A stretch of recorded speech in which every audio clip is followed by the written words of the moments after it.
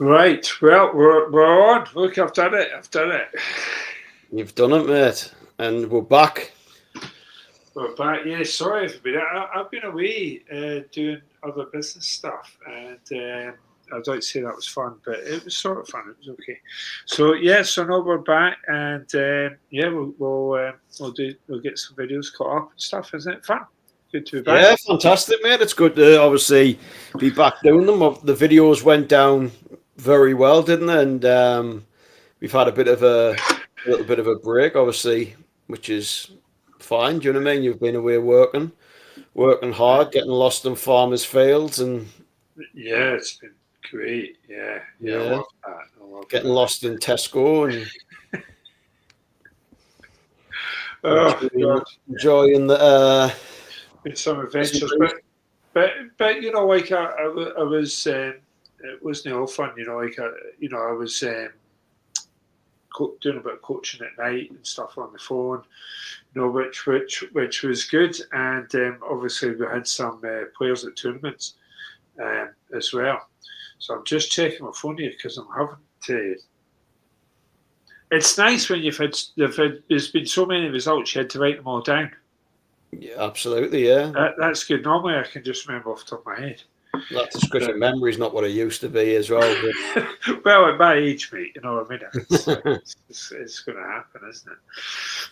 It's going to happen. But no, it's been tremendous. I mean, it's been so humbling, like just how well, you know, not only the supporting players are doing, but also, you know, the players that are on the hub. I mean, it's just absolutely, you know, tremendous. You know, we continue on, you know, 100% strike rate on helping players with the yips. So far, you know, it's like just never failed to get them through that. You know, we've had players that have been, God, you know, they've had, you know, acupuncture and hypnotherapy, and they've been on umpteen other, you know, courses and stuff, and still struggling with this, and literally, you know, stop playing and stuff, and in various sports, and you know, we've been able to sort them out. Sometimes just by, you know, doing the hub, and others have had, you know, a bit one to one, and it's been instantaneous. So yeah, it's been fun. It's been fun. I relish the yips ones. I do. I just like give me. You know, I love it. It's great.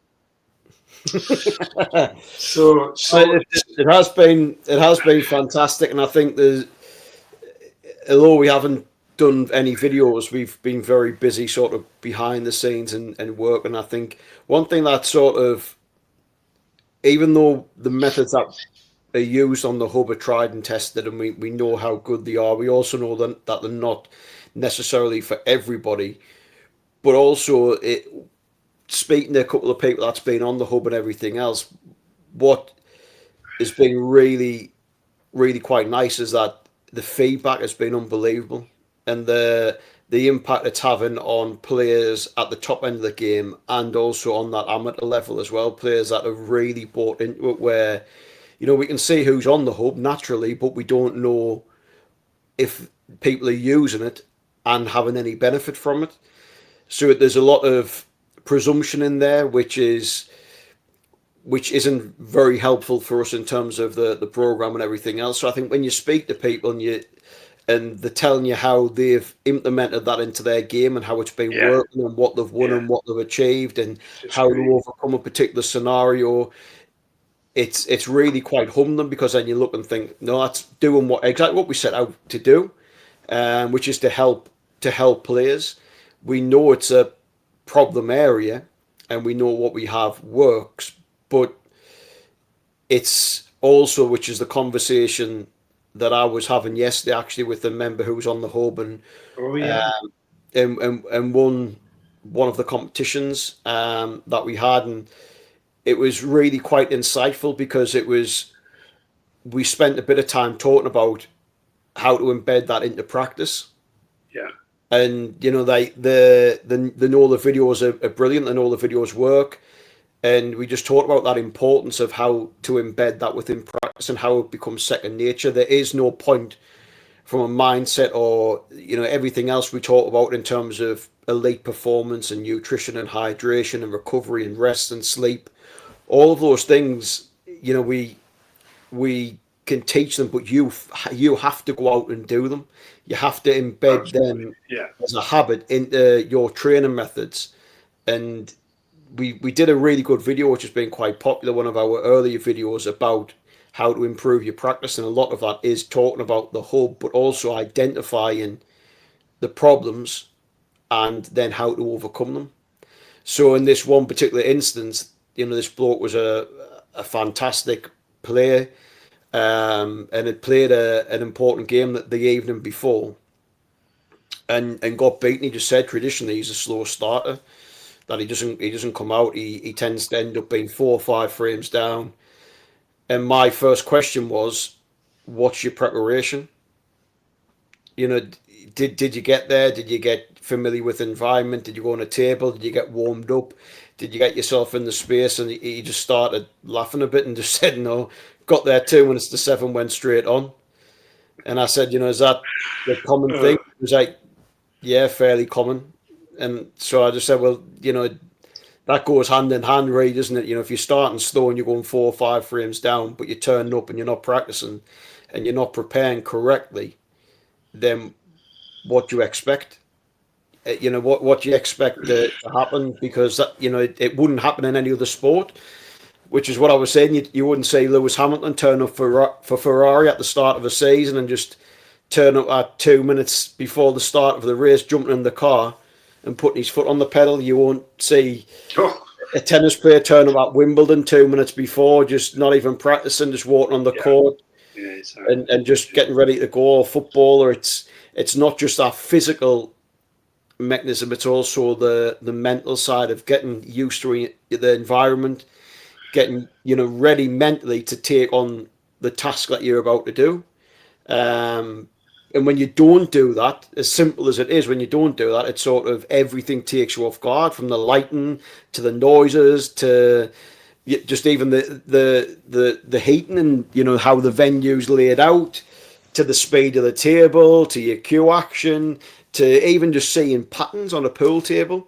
If you're not warmed up, it sometimes can be a bit like everything's a blur, where you're looking thinking, I should be able to see this, and you play the wrong shot and you run out of position, and you don't then make that dish that you should have done, and you get reverse dished and you're 1-0 down. And that all comes from just not getting in the venue 30 minutes earlier and just jumping on a table and Oh, that's just, great. Yeah. yeah, and just practicing. And that's not necessarily to do with mindset directly, but it is in the sense that it's preparation mentally and physically before Yeah. you perform. Yeah. And that's the consequences. And people sometimes go searching in other areas and think, well, I'm traditionally a slow starter. It's like, well, what are you doing? What's that process before you go out there to play? Yeah. Yeah. No, absolutely right. It's just like, because obviously like we're used to it, but players much less so. And it's just getting some professionalism. Like James has got, for the viewers, like James has got similar kind of advantages I have. Like we most of the industry, the coaches, the support staff, and Q Sports industry have solely been working in the Q Sports industry. But because myself and James have been working in higher levels of sport, particularly James, boxing and football and stuff, it's like we see how proper, professional elite sport is run, and things are done in an entirely different way, completely, but it's just been a lot more professional. I mean, typical, like a tour golfer would be arriving, um, generally arriving probably about 3 hours before tee off time. Before the comp, and I mean that would be unusual. Like within an hour, that would be considered pretty slapdash. And it's funny. I'm going to a comp on Saturday at Murphy's Pool Comp, so it's a big, quite a big venue in the UK, and I'm going to be interested, like seeing like kicks off at 10 o'clock, and it's like I'm going to be there, early, and I wonder how many people are there at 9:30. Not many, I bet. They'll be all at the bar. The bar will be busy. Probably, but it's like, I mean, I think what's, it's really humbling on my side of things. Like, people are very rare, generally, watching this, and especially who I am. But it's like James has had some tremendous success of late. I mean, and I'm so proud of you, man. It's absolutely awesome. It's just, it's amazing. Why don't you tell everybody what happened in Wuhan? Yeah, well, I mean, I don't think it's any surprise if people have watched the other videos, because I feel like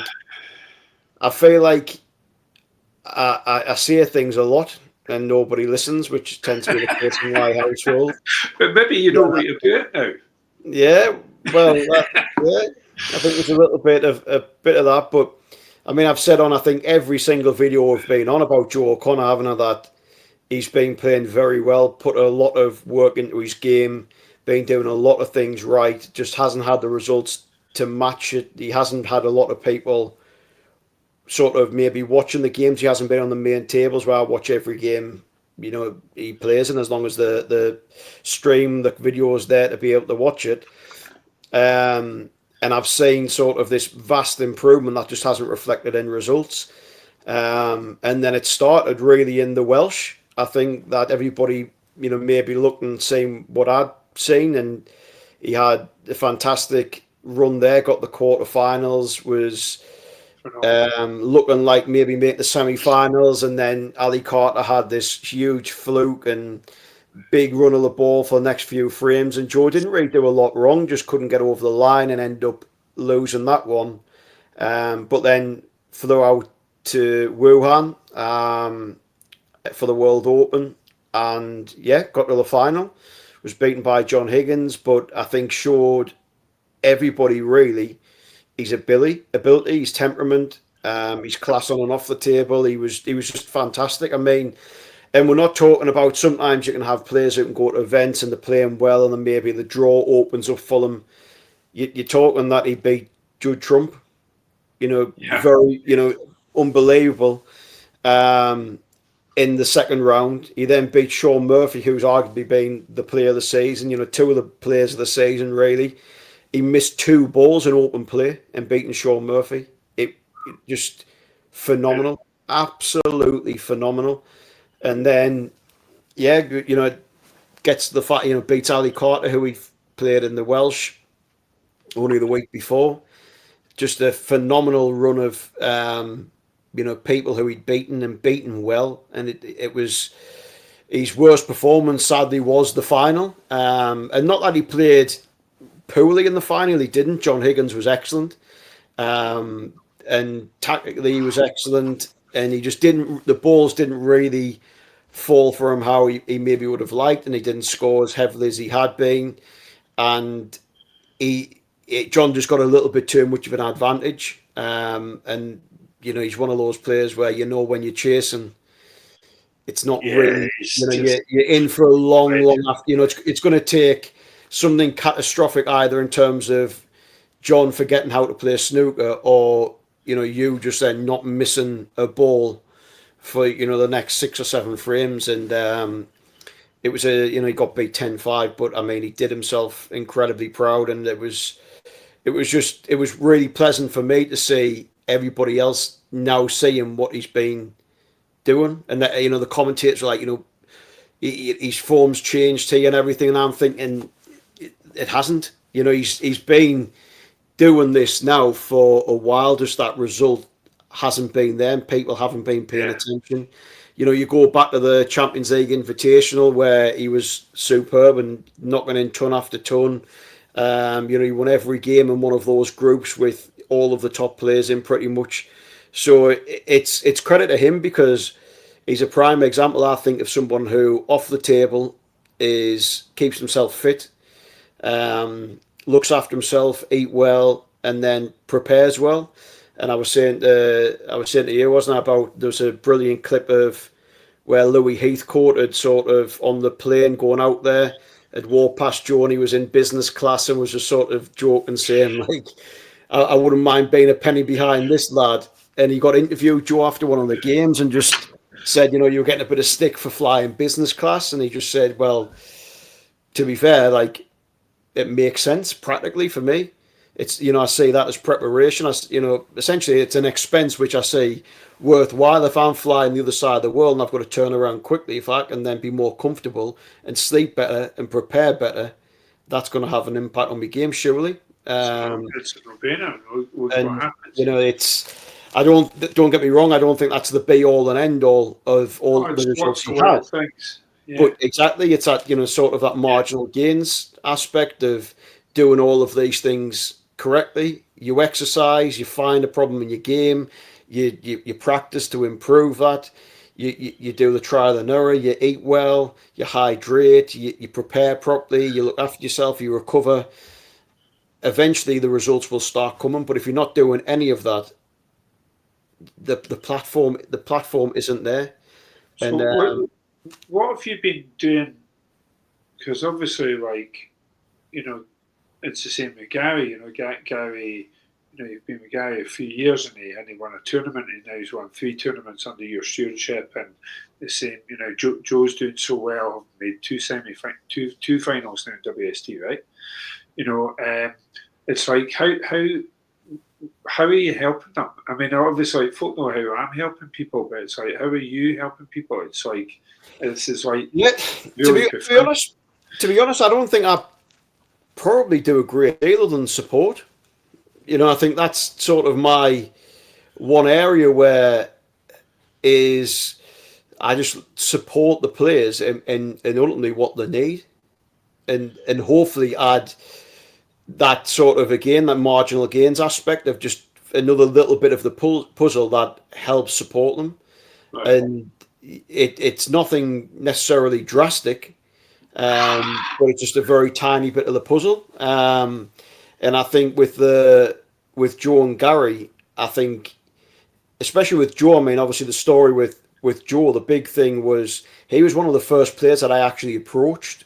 And I think I've told you this story before where he'd played Gary when I was working with Gary for his first final in the Scottish, and he was his opponent in the final. And I just liked the way he conducted himself all week. I watched his games and I just thought, yeah, that's somebody who I would like to work with because I can see he's working hard. I like his demeanour, I like the way he just handles everything. And he seems to have like those characteristics that would be receptive to working with somebody like me, because again, as you know, it doesn't work with everybody. And so, yeah, I think that's the real thing for me is supporting players predominantly off the table as well. If players aren't happy off the table and the overall well-being, they have worries and all these other things, then that's not going to lead to them performing well on the table. Yeah. So with someone like Joe, I've got nothing to do with what he's doing on the table in terms of his practice. It's all off the table. All off the table. Yeah, yeah. So as much as I would love to say, I've made him cue better. That would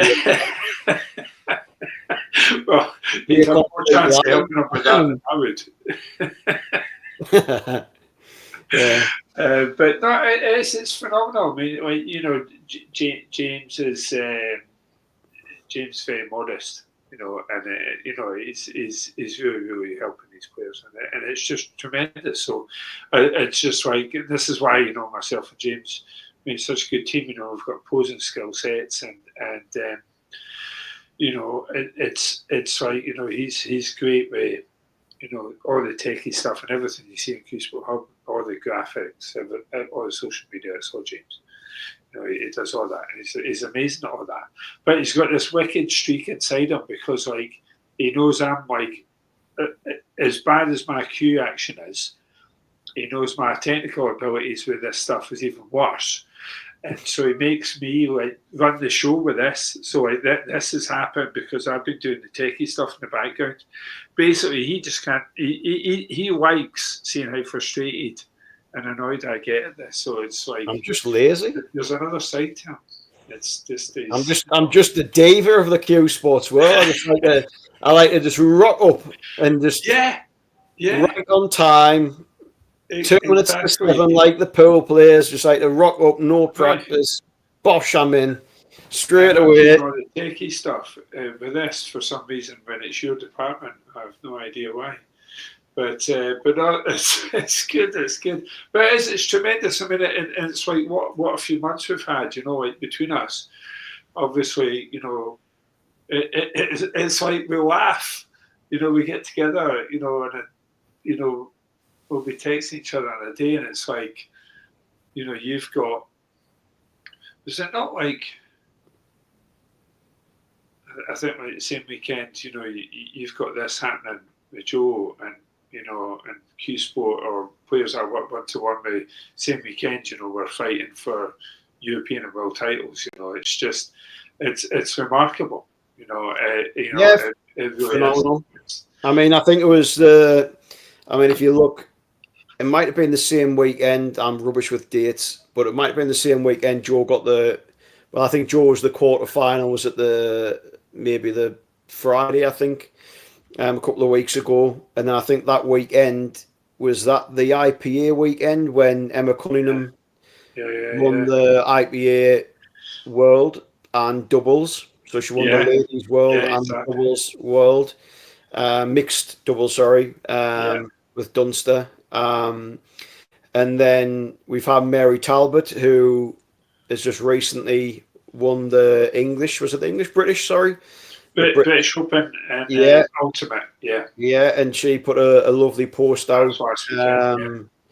praising obviously the work that you've done, Noel, and it's I think it's great because they're the things sort of for us where it gives us that confidence in what we're doing. It's nice to hear those things because we then know it's helping people and people are actually implementing what we're doing and it's having an impact. Like Mary's quote, I mean, I'm not, obviously I can't remember all of it, but essentially says in the final she was essentially reciting and remembering something that you said in one of the videos that which helped Yeah. obviously to get over the line, which Yeah. is phenomenal because that's then having a direct impact on a player's performance. And it's Exactly.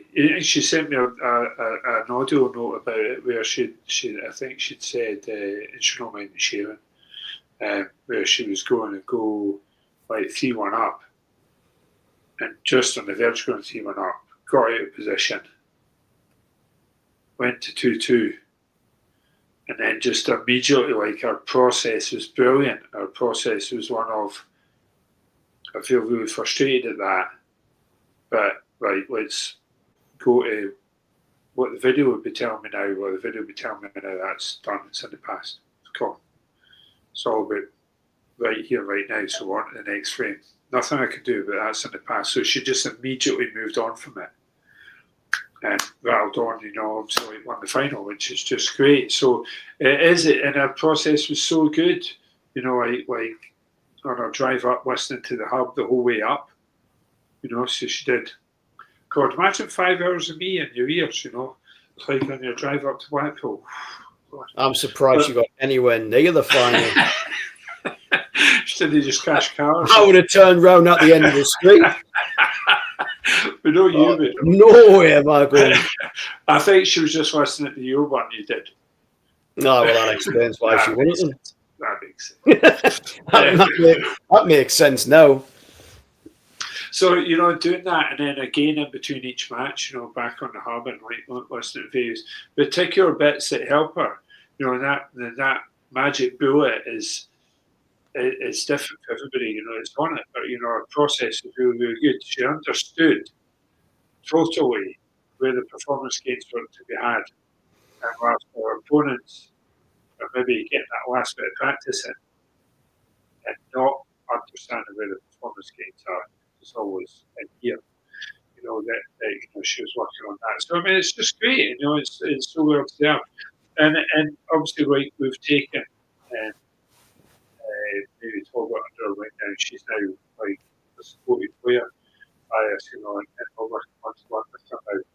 But and I'm just about to see her the weekend for the first time. But up until then, she's won the British Open just as you guys are, as paying your thing for a month, and just generically, and it's just tremendous to see. So she's done tremendous well, and that was obviously just 3-4 days ago.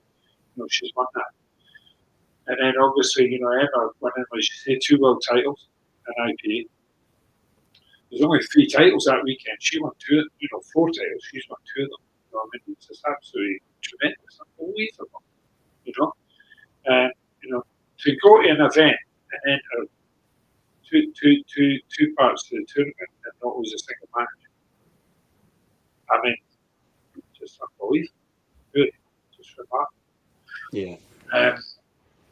And then, and obviously Emma's a supported player, but obviously a week before that, won the Europeans. Was that out at Morocco? I think it was at Morocco, right? I think so, but, yeah. So I mean, just tremendous of that. Then hang on, I've got to check my list. Sean McAllister made quarterfinal with 6 reds. Yeah. Brilliant lad. Sean is awesome. And then Mr. Ellis and Jordan Shepherd, Team Wales, getting on the plane, getting out there to China. I think if any of you are on social media and you've seen Stephen Ellis sort of dancing outside to some funky music, you might want to scrub your eyes out or something. Fortunately, he's a much better pool player than he is a dancer. It was horrible. I puked on the spot. I couldn't cope with seeing that. It was so bad.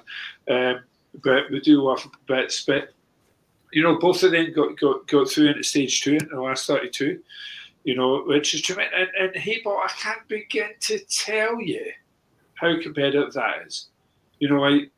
It's, a national sport that's turned into a global one. Obviously, Chinese 8-ball. So obviously, the Chinese players out there have been playing this since they were kids. And here we've got Europeans coming over and trying to adjust to this game. So in terms of competitiveness, I mean, you're up against, just unbelievable competition in the local ones, So, just they're doing amazingly well.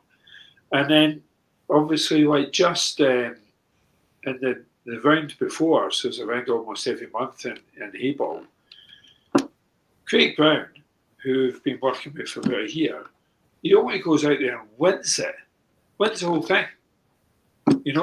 Got 15 grand dollars. Yeah, 15 grand. And obviously, unlucky, some of the tournaments are, what are they? No, one's 750,000 or something, isn't it? Like the big one, yeah. So absolutely remarkable. But how astonishing, for a European player to go over there.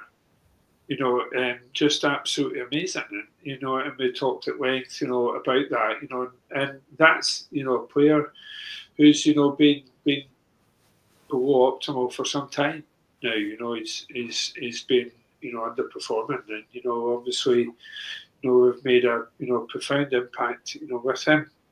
So, I mean, it's just in such a short period, especially the last 3-4 weeks, 2 world titles, a European and an ultimate British Open title. It's just, it's remarkable. We're just thrilled, aren't we? Absolutely. Because I think it's that. I suppose quite a key point that I would make is similar to how it would sort of reflect on a player's performance is us in a business sense. We've now been going, a year and 2 months. Yeah, in 2 months. Yeah. So 14 months we've been going, and now it's that sort of that lag effect of what I always talk to you about business is you ultimately see if you were to put work into marketing or into the business, there tends to be a lag between that, and it may be 2, 3, 4, 5 months, depending on what it is. That sort of there's a lag in terms of like the results that you get. And we've started to see that now, and I think that's the same maybe for, say, someone like Joe, who's been working at areas of his game to improve, and then again now could be 6 months, 8 months, a year later that that's starting to really pay dividends. And I think it goes the same for anybody investing into the hub in terms of their time. That some things Yeah, will be immediate, but yeah, there's often, consider the fact that there's often that lag period in terms of the work that you put in, the repetition of that, and embedding it within the practice to then reaping the results from that. There's often a delay, and that's again sometimes why people often find it difficult to attribute maybe certain things. Like they might have been putting work in, and then 6 months later, a result happens, and it's like, oh, what have I done different? And it's like, well, nothing now. And it confused them a bit because it's like, well, I've been putting all this practice in months and months ago, but nothing was happening. It's happened now. And it's like, but yeah, that because work, there was a work it's before. Yeah, compound. yeah, So of course. you've been putting Right. that in. It's become part and parcel of your routine, and it's compound. You've become a better player and experience and everything else. And it's that byproduct of all of that work that has fundamentally led to the result that's happened now, not just something that you've done this Yeah, morning or yesterday. yeah, yeah. Um, and I think Exactly. that's something to consider, especially with mindset. It isn't just this fleeting passing, little Mickey Mouse aspect of the game. It's a huge part of the game. Mindset, and particularly with Q Sport, is arguably the most important part. Yes, you need to be up to Q, but once you get to a certain level, it comes down to mindset. Who can concentrate, who can hold the run under pressure, who can focus, who can get over defeats or bad shots or flukes, who can really get themselves up there and compete and beat players who are potentially better technically. It comes down to mindset, and I think you have to work at that. That's not something where you can just say click on Q Sports Hub, buy, and expect it to, because you paid $9.99 a month, that actually then automatically filters into your brain and makes you a better player because you've done it. You've got to go on and do work, and it's the same with anything else. If you want to get better at your cue ball control, watching a couple of videos isn't going to help. You need to go and put that into practice, and put time into it, and expect that that takes time to get better and to develop, and you'll reap the rewards of that in weeks, months, years. You become a better player, but without implementing that into your practice, you've got no chance of becoming a better player. No, it's that, and it's as we teach in the hub as well. We've got this feedback loop in terms of that process of like, and just like Joe's been doing, like constantly evolving his process, trying to get a different result, and it's and learning from what it is you're doing, and we do exactly the same, So it's like I came back from our trip away, and immediately contacting. So I contacted like 5 players that left the hub this year, and because I want that feedback. What I'm desperately after is some negative feedback. I want the failure. I'm seeking the failure. No, I'm not. What most players do is push failure away. I'm doing the exact opposite. I'm looking for it, looking for that failure in order for us to learn. And it's like, tell me. So I contact players, in a very nice way, and it's like, sorry, left it happen. I was really sorry to hear you, lose you. And it's like, can you tell me, what we can do better? Like how we can hang on to you next time. So far I've had replies from 3 of the 5 players that I've contacted. And then 2 of them, it was like exactly the same note, basically almost kind of word for word. It's like, no, I came onto the hub because I've been on 2 or 3 months, and I had a lot of problems, and yips and poor performance and nerves and frustration and all the rest of it, and it's gone. It's gone. Totally Yeah, sorted. Stopped drinking Coke. Now drinking water. Everything, like, I'm just on it. My game's transformed. I'm playing the best I've ever played. So I thought, I'm done. That's me off and on my way. yeah, And I'm like, that's great. and I'm really pleased kind of like we helped you so much. It's great feedback and it's brilliant, but there's no learning in it for that, for me and James, in terms of making it better. There's no learning there.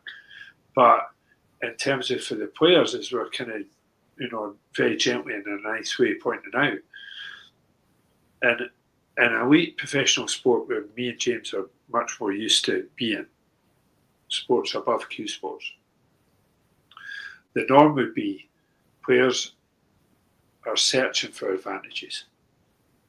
And the reason they start on a new course or with a new coach and stuff, not because there's problems, it's because they're looking for the next gain to be able to have, right? And lesser sports like cue sports, I would say of the people I've spoken to that have gone onto the hub, the reason they've gone onto the hub is not to gain an advantage, it's to solve a problem. Because there's been issues. Yeah. Totally different. Total reversal of how it is in elite sport. And then once they're on top of that problem, like often on the way.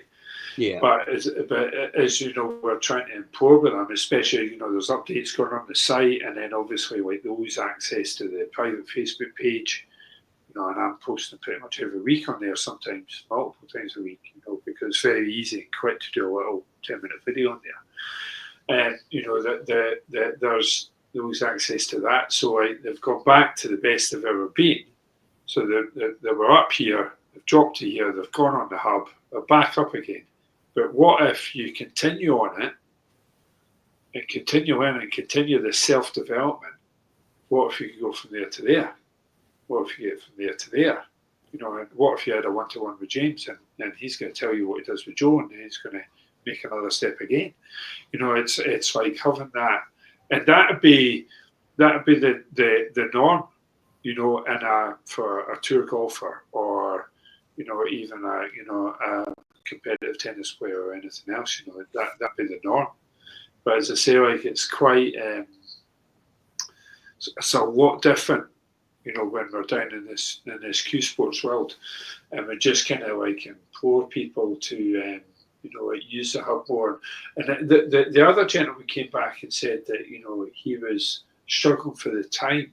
It's a very busy life, and it's quite normal.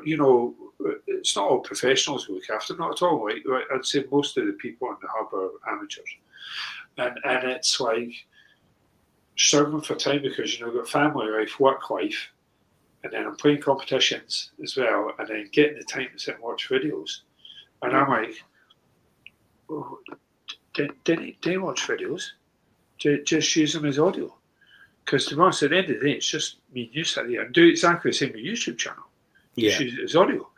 Out walking the dog, driving to work, in the car, So all these opportunities where you're by yourself, especially these days, like with, I'll do tasks about the house or other works and other businesses I've got, and I just put one earplug in, just one, and I'm listening to stuff in the background, and I can still go about my normal day, going around Tesco's or whatever else, Yeah. So it's like, constantly listening to content myself, because that's part of my self-development.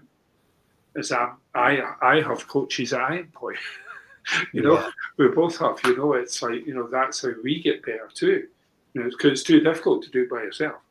So I'm trying to get better I've got support and teamwork, and we're 50-50 in this from James. But I'm also seeking help from other people. I'm not like, so it's this constant area kind of trying to get this kind of like improvement.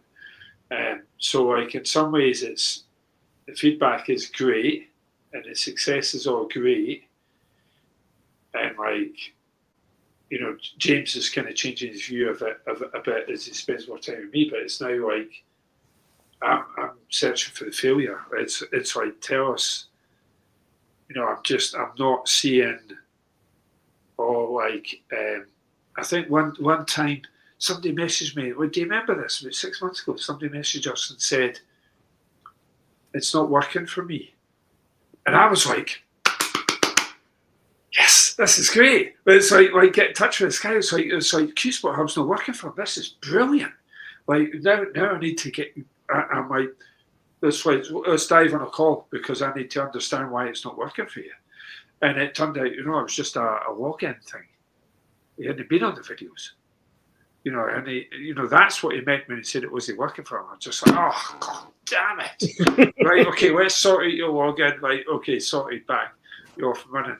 And then you touch base a week later, how you getting on with it? Oh, brilliant, love it, it's great. It's like, oh, great. And it's great, but at the same time, I'm dying inside because I know, like, apart from adding content, in terms of development, there's been zero development with this product. Zero. Because after a failure, or develop, we need players fail and not winning events.